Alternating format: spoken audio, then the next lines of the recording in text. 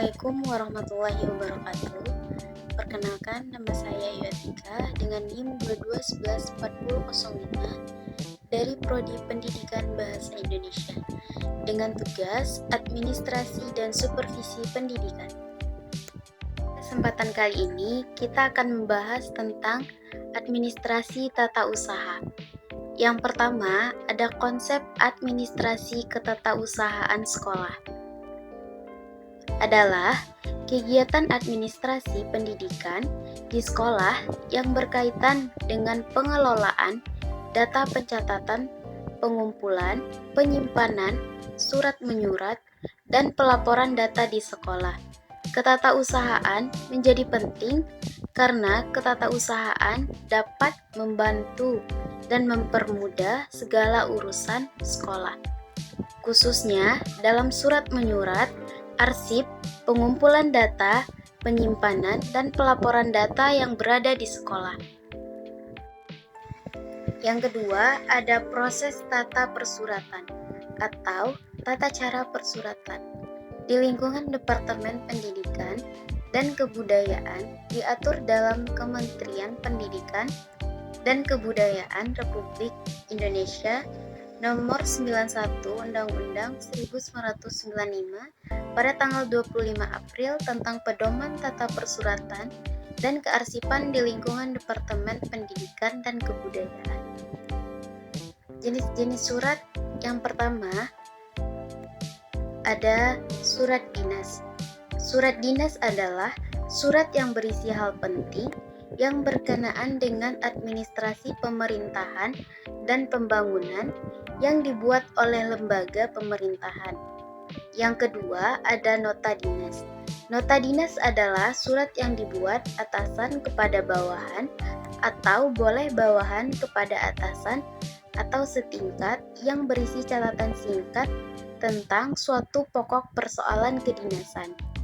Yang ketiga, ada memo. Memo adalah catatan singkat yang diketik atau ditulis tangan oleh atasan kepada bawahan tentang pokok persoalan kedinasan. Yang keempat, ada surat pengantar. Surat pengantar adalah surat yang ditujukan kepada seseorang atau pejabat yang berisi penjelasan singkat tentang surat, dokumen, ataupun barang. Selanjutnya yang kelima, ada surat kawat atau telegram. Surat ini merupakan surat singkat dengan menggunakan kata-kata biasa atau kata sandi mengenai hal yang perlu cepat disampaikan melalui telegram. Yang selanjutnya yang keenam, surat keputusan. Surat keputusan adalah surat yang berisi keputusan tentang suatu hal yang ditetapkan oleh pejabat yang berwenang untuk itu. Selanjutnya yang ketujuh, surat edaran. Surat edaran adalah surat yang berisi penjelasan, petunjuk cara melaksanakan peraturan perundang-undangan dan pemerintah yang telah ada. Yang kedelapan, ada surat undangan. Surat undangan adalah surat pemberitahuan kepada seseorang untuk menghadiri acara pada waktu dan tempat yang telah ditentukan. Yang ketiga, ada kearsipan atau penataan arsip. Kearsipan atau record management adalah sistem yang dikembangkan untuk mengatasi permasalahan dokumentasi informasi. Berikut ini merupakan hal yang berkaitan dengan penataan arsip. Yang pertama, ada asas penataan arsip. Asasnya yaitu asas sentralisasi, desentralisasi, dan gabungan. Sentralisasi adalah asas penataan arsip yang dipusatkan pada satu unit. Desentralisasi adalah asas penataan arsip pada unit dalam organisasi. Sedangkan arsip gabungan adalah gabungan antara asas sentralisasi dan asas desentralisasi. Yang kedua, ada sistem penataan arsip. Sistem penataan arsip dibedakan menjadi tiga. Yang pertama, ada masalah abjad dan tanggal berdasarkan nomor, serta berdasarkan wilayah. Yang selanjutnya ada prosedur penataan arsip. Prosedur penataan arsip adalah meneliti arsip yang akan disimpan. mengelompokkan arsip, meneliti kesesuaian lampiran, mengklasifikasikan arsip, mengindeks arsip, serta menyusun arsip sesuai pola penyimpanan. Selanjutnya yang keempat ada proses tata ruang kantor atau sekolah. Tata ruang sekolah adalah pengaturan atau tata letak dari peralatan, mesin, dan sebagainya pada suatu ruang yang tersedia.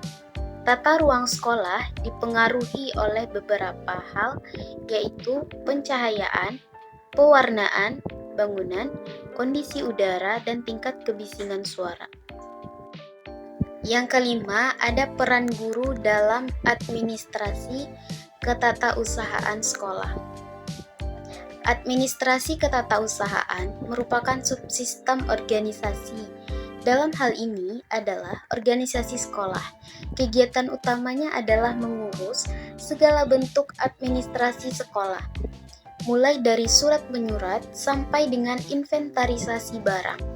Guru harus berperan atau terlibat dalam administrasi ketatausahaan sekolah, seperti merencanakan penggunaan ruang-ruang di sekolah, merumuskan kebijakan tentang pembagian tugas mengajar guru-guru, menyelidiki buku-buku sumber bagi guru dan bahan ajar, buku-buku pelajaran bagi peserta didik, dan berperan dalam surat menyurat di lingkungan sekolah.